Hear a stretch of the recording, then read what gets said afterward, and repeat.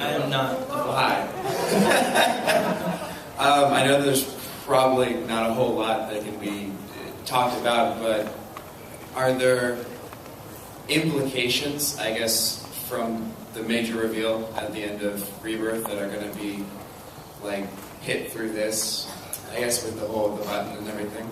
Well, that story, it's really, and again, like, Jeff has been terrific about coordinating with us with this and helping me build the story in this way. So there are definitely ways where they sort of talk to each other and they converse with each other, but that story that was begun in Rebirth is really an incredible thing that he's going to tell. So we're not going to sort of take pieces from that or do something like that. You know, he's given us a lot of room to play, and also we know, you know, at the same meeting he showed me everything coming for him, and was incredibly generous about the pieces that we could use and all that too. So it's meant to be a story that exists in conversation with that story, and there's definitely going to be fun overlapping repercussions in ways that we coordinate. But yeah, but if you're looking for like the big mysteries set up in Rebirth, those are really his great stories to tell right there. We're going to give the mic to you now. Hi, what's your name? Where are you from? My name is Shaddai Bedron. I'm from South Texas. And really this is a question for all three of y'all, seeing as that the DC community, you guys are colleagues, you all read each other's books, you all look at each other's artwork. There is a specific issue that I want to address, and you guys were talking about these new books going to be emotional. The emotional issue is when Damian Wayne passes away, when he dies, and the issue right after how Batman, there was no words at all in that issue except his reaction as Bruce reacting to the death of his kid. How, when you guys read that, how did you guys, being fathers, being husbands, deal with that? That's one of my favorite issues from Pat and Pete, the silent one right after Damian died. And what I would say is, one of the reasons I've been so, I think, I haven't written Damian very much, as he was always in that book. But my son is very close to that age, so it's a character with a tremendous amount of power for me. You know, I love reading about Damian, but it's hard for me sometimes to write him because my kid is so close to that age. And what I'd say is, the way that Pete and Pat were able to do that, not just with that issue, but that entire series, to me, was just a huge, masterful body of work. I mean, nobody writes, and now with Super Sons, which I think is incredible, and, you know, the Superman, the sort of new dynamic in Superman with Jonathan and Lois. Nobody writes that kind of family dynamic better than Pete, and Pat just kills it on that book too. So it's incredibly moving. It's one of my favorite issues from those years. Yeah, it's funny too because we had a few of us get together yesterday, and we were sitting with Tom King, and he was just talking about a lot of the emotional impact Batman has for him, and how he wants to bring stories that really people can relate to, especially with the characters, because I think that's the level of connection you want people to have with our characters as well. Next question. Yeah. How you doing? What's your name? Where are you from? My name is Jeremy Edwards, and I'm from Brookhaven, Mississippi. Welcome. What do you got first? I wanted to know if you could tell us how many issues it's going to run, and if it'll be monthly or what. We can? Yeah, sure. Yeah, it's going to be 6 issues, and it's going to be monthly. You always got to ask Big Daddy over there. You can't see behind the podium, but he got one of those cattle prods. And if we say the wrong thing, you know, we get zapped. Who's the guy right there? Hi, where's your name? Where are you from? My name's Hunter from Waco, Texas. I gotta say, Hunter's a badass name. Thanks. My question is there any character that y'all haven't gotten to work with that y'all really want to work with in the future? Yeah, a lot of them are in this, honestly. I mean, you know, some of them are characters that we've been building, like Duke, who's on the, you know, on the cover that Jim was drawing. Other ones, like Hal, you know, Green Lantern, again, another character right on the cover I've never written, you know, at all, except beyond the most cursory sort of moments. So yeah, there's too many to count for me, you know, and from Flash, Superman, Wonder Woman, just down the line, just their Aquaman, there's Cyborg has a big plot, so yeah, I haven't gotten to write a lot of them ever. So for me, this is just like, I was looking around being like, I've written Batman for so long and those characters have played a role now and then, but I haven't done an emotional story with them before. So it was hugely exciting to go in and then be like, there are all these different psychologies and personalities to work against each other. So at some point, I'm going to twist Scott's arm into writing in Lobo for one day. I would draw a badass Lobo, right? All right, we got a question. What's your name? Where you from? I'm Bernie. I'm from here in Dallas. Let me just start off by saying I was a big Marvel fan as a kid, but now with Me too, but don't say it too loud, Anthony. now with Rebirth, y'all have such amazing comic books, and Marvel has just fallen so far from comic books. I mean, Say that one We more time. have this for the live stream. Say that one more time. You just Snapchat that. Hold on. I did love you. We love you. and so I was just wondering, is that a observation as far as the comic book industry? No. You screwed up. We're gonna do another take. Hold on. Wait. I didn't hear what you said before. Right? Hold on. Okay. Last count is silent. Okay. Okay. How you doing? What's your name? Where you from? I'm Bernie. I'm from here in Dallas. I just want to start off by saying that I was a big Marvel fan. 8 seconds. It's called. Me too, but Dan DiDio and Jim Lee said so I'm guessing And with this whole rebirth thing, it's such an amazing thing. I love it. I always tell people to go get it. Good enough.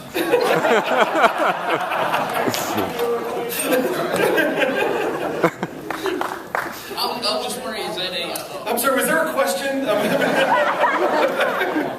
I liked everything so far. Wait, I didn't know Bob Harris came to the convention. Hey, I guess my biggest question is, what's up with the movies? How come the movies, the DCU movies? Oh, I knew that.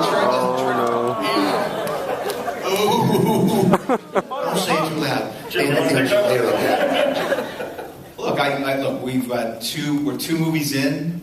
There's a pretty extensive slate. They showed parts of Wonder Woman at WonderCon the other day. Huge reception. Obviously, the Justice League trailer looked awesome. Look, I think the filmmakers, the people in charge, they heard the feedback from the fans, and I think there's they're taking that into account. So I think you guys will be very happy with the movies going forward. And obviously, they're putting a lot of time and care into it, and they really want to bring the best filmmakers for each project into it. It looks really awesome. So I think we should talk again after Wonder Woman comes out. For me personally, I consider the movies and TV competition to the comics. Okay? Because they're telling stories with our characters, and if that's the place you're going to go to get your fix for Batman and Superman, then we haven't done our job. So from my standpoint, my goal is to make sure that we have the best comics, the best interpretations.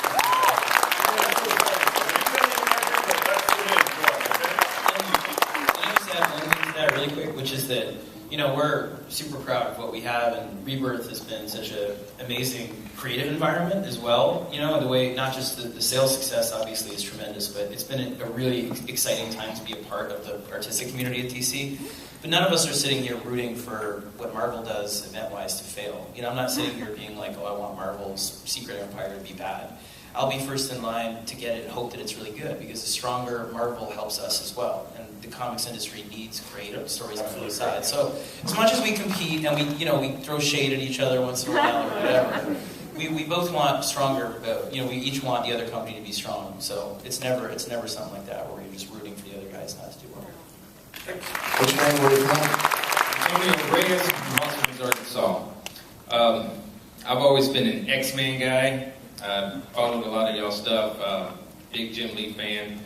The only reason I bought a DC comic was when you started doing Suicide Squad. You might say that artist moved the needle. Go. Yes. How far back do I need to go to get into this Batman and stuff that's going to tie into what y'all are doing? Oh, you don't need to read anything before it. If you could pick it up at issue 1 and not know a thing. It explains itself. The stuff it walks through and says, oh, look at these clues and stuff, isn't stuff that you need to know. It's saying to you, these are the clues that Batman discovers, and as he discovers them, you learn about them too. So for a fan that knows them, I think it'll be a really fun kind of roadmap through, deep cut DCU stuff. And big stuff too. But if you don't, I promise, we've never written anything or done anything together, me or Greg, that you ever needed to know anything before it to pick up and read. It was always meant to be like, it's your first issue, from go. So I promise that. It's super user-friendly. Well, I'm going to tell you right now, if you're a big Jim Lee fan, then pick up Batman Hush. It's spectacular. What? What's it? I love Severed. Oh, thank you. Okay. Thank you. Now, what's your name? Where are you from? My name's Edward, and I'm from right outside Corpus Christi.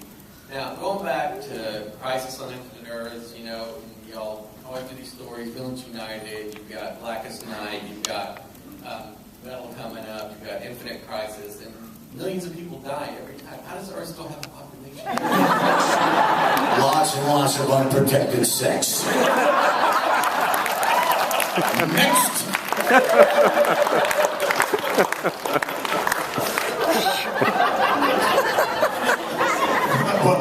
What's your name? Have you ever had unprotected sex? I did actually last night. Hi, my name is Priscilla. I'm from Dallas. First of all, I want to say I'm a huge fan of all four of you guys, especially Jim Lee. I got on my X-Men, you drive. Anyways, first of all, my comment is Unchained Superman, my freaking favorite. Okay, what is the next thing that you're gonna draw besides Justice League versus Suicide Squad? What's next? For you, Jim. For me, well, I'm doing the Dark Days, Forge and Dark Days of the Casting. So they're two 30-page books, and it's me with Andy Kubert, John Romita Jr. We're splitting up the artwork job on both those issues. And then after that, there'll be other stuff. I mean, I basically kind of take a break between series just so that I can kind of spend time with family and kind of recalibrate and get caught up on my World of Warcraft and stuff. So, hey, you can't get to 110 just coasting, dude. Anyway, so I'm at level 38. Anyway, so I suck at the game. But anyway,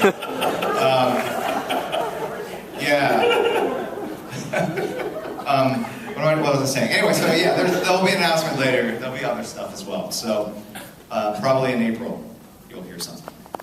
Hi, what's your name? Where are you from? Hi, I'm Blair. I'm from Sherman, Texas.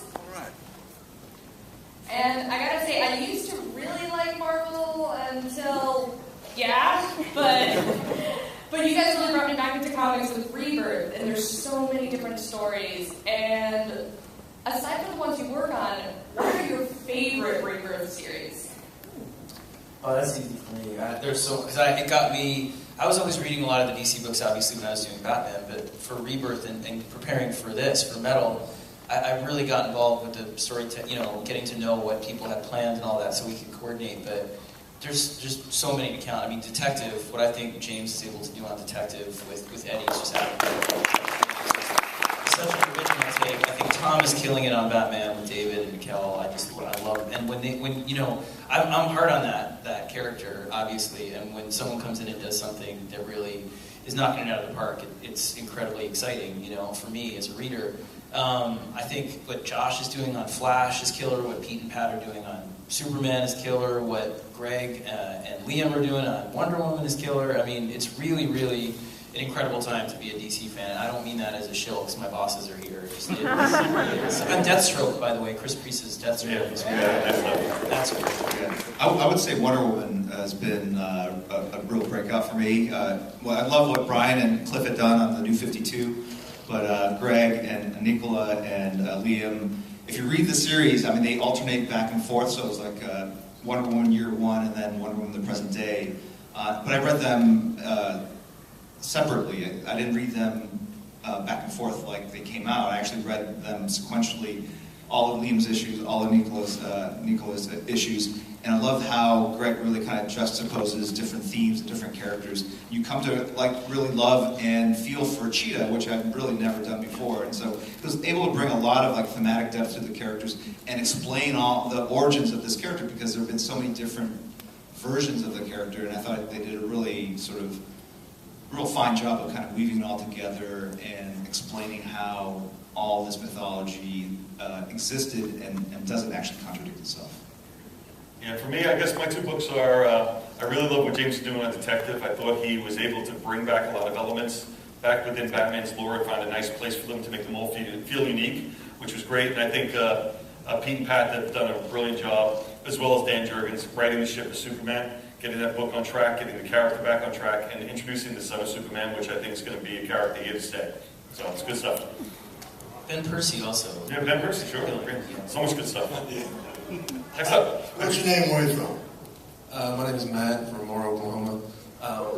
And what do you do? You're a professional arm wrestler. I'm just going to go out on a guess that. Is that true? Yes, that is true. I'm amazing. I'm not amazing? All right. That's an introduction right there, I'm telling you. Everyone knows Batman has probably one of the most bruised psyches in comics. My question is, Scott, have you done any schooling in psychology or sociology or anything? Any studying up to create this Batman? Because you do a good job. I mean, everyone. No, I think it's just spending a lot of time in his head, in that way.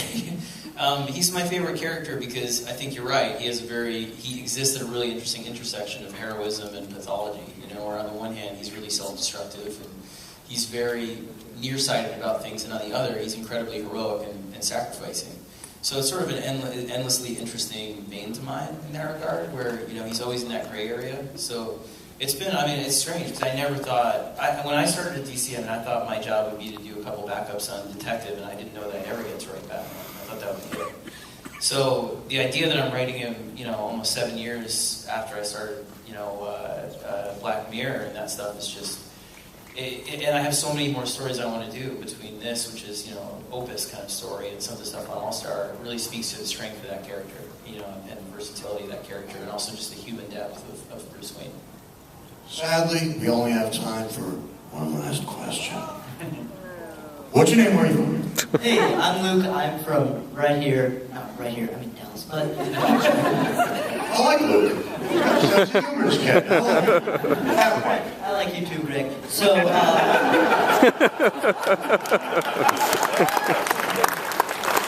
wanted to start out by saying I love all of you so much. This whole live stream thing is literally the only reason I came to Fan Expo this year. But now that you're all buttered up, so I was wondering, will the repercussions of Dark Days and Dark Knight's Metal be seen on other comic series as a DC Rebirth, like Flash or Cyborg? Yeah, but not in a way that, the whole idea is to coordinate with those writers and artists and make sure that what happens at the end of Metal, which we've been talking about a long time, spins into stories that they really want to tell, and creates narrative and creates, overarching, I think, story beats that are exciting to the people on those books. So yeah, there's definitely going to be repercussions, there's going to be sort of, crazy stuff at the end as well. But the point isn't to leave you with something that's sort of a shocker or a death or something. More than, not that those things can't happen, it's more about creating a story that propels us forward in a way that's going to be really exciting for the people involved. Okay, I think we're out of time right now, but thank you guys. Thank you, Greg, Scott, Jim. Thank everybody here for joining us.